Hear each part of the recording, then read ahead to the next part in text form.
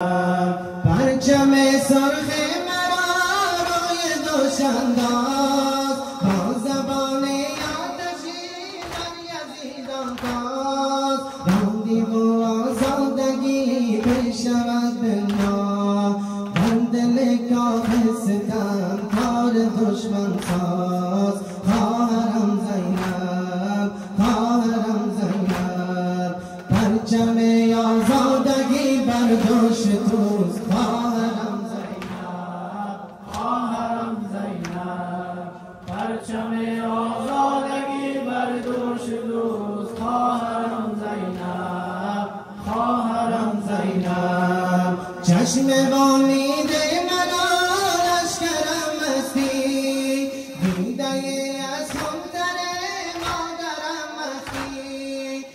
پیام زندگی بخش آزادی آخرین تکبیر هم سنگرم مستی خواهرم زینب خواهرم زینب پرچم آزادگی بر دوش توست خواهرم زینب خواهرم زینب پرچم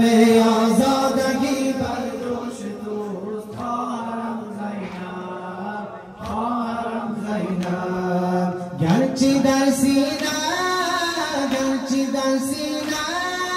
حامی دردم آرزایت را سویت آوردم وجود تو خاطر سوزد من که میدانم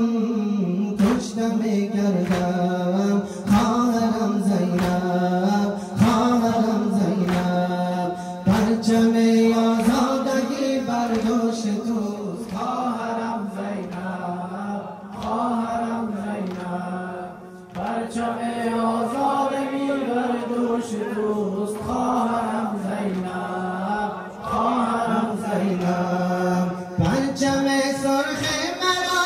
روی دوشنداز با زبان آتشی بر یزیدان تاز راندی و آزادگی بشود به ما در دل کاخ ستم کار دشمن ساز خواهرم زینب خواهرم زینب پرچم آزادگی بر دوش توست خواهرم زینب خواهرم زینب پرچم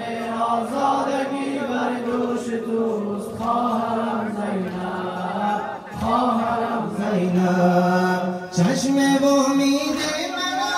لشکرم مستی دیده از همتر مادرم مستی با پیام زندگی بخش آزادی